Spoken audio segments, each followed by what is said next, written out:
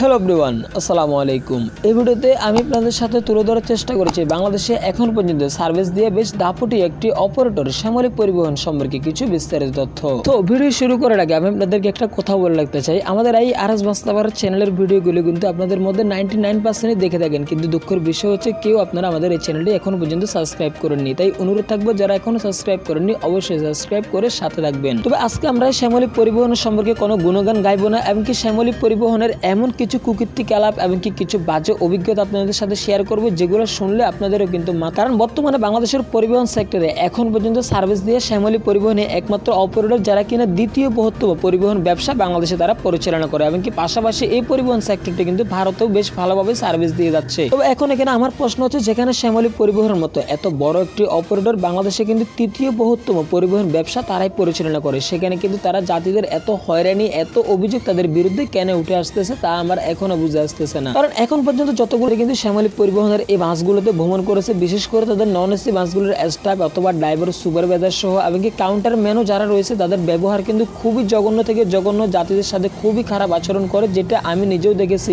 এমনকি যারা আমাদের এই আরএস বাসলাভার চ্যানেলের ভিডিওগুলো অনেক আগে থেকে কিন্তু ফলো করে আসতেছেন তারা কিন্তু হয়তো অনেকেই জানেন, আমি একটা ভিডিও আপলোড করেছিলাম যে ভিডিওতে দেখিয়েছিলাম যে শ্যামলী পরিবহনে কিন্তু যাত্রীকে রানিং অবস্থা কিন্তু ধাক্কা দিয়ে ফেলে দিয়ে চলা যায়। যাত্রী কিন্তু এসি বাসের টিকিট কেটেছিল, তারা এসি বাস না নিয়ে দিয়ে যাত্রীদেরকে কিন্তু নন এসি বাসে ভ্রমণ করে। ফর যাত্রী যখন এসি বাস চাচ্ছিল তখন কিন্তু সেই যাত্রীকে রানিং অবস্থায় বাস থেকে নামিয়ে দেয় তারা।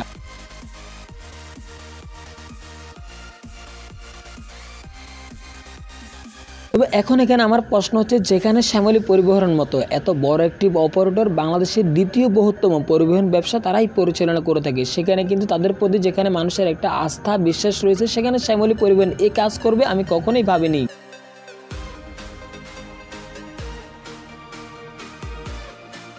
এছাড়াও আরও নির্দিষ্ট একটা হয়রানিমূলক শিকার হচ্ছে, আপনি যদি তাদের নন এসি বাসগুলোতে যদি ভ্রমণ করেন, সাপোজ আপনি নামবেন কিন্তু ঠিকই এক জায়গায়, কিন্তু তারা আপনাকে নামিয়ে দেবে অন্য জায়গায়, তারা বলবে সেখানে আর যাবে না, বাস তারা এখানে রেখে দেবে, এটা বলে আপনাকে অন্য জায়গায় তারা কিন্তু ঠিকই নামিয়ে দেবে। তো এখন প্রশ্ন হচ্ছে, আমি যেখানে শ্যামলী পরিবহনের মধ্যে এত বড় একটি অপারেটরকে যে ছোট করে কথা বলতেছি, তাও কিন্তু মূলত যারাই এই বাসগুলোতে ভ্রমণ করেছে তারাই মূলত এই সমস্ত অভিযোগ কিন্তু এসে আমাদেরকে দিচ্ছিল, এমনকি ফেসবুকেও বাস লাভাররা বিভিন্ন সময় কিন্তু তাদের বিষয়ে অনেক কথাবার্তা বলে থাকে।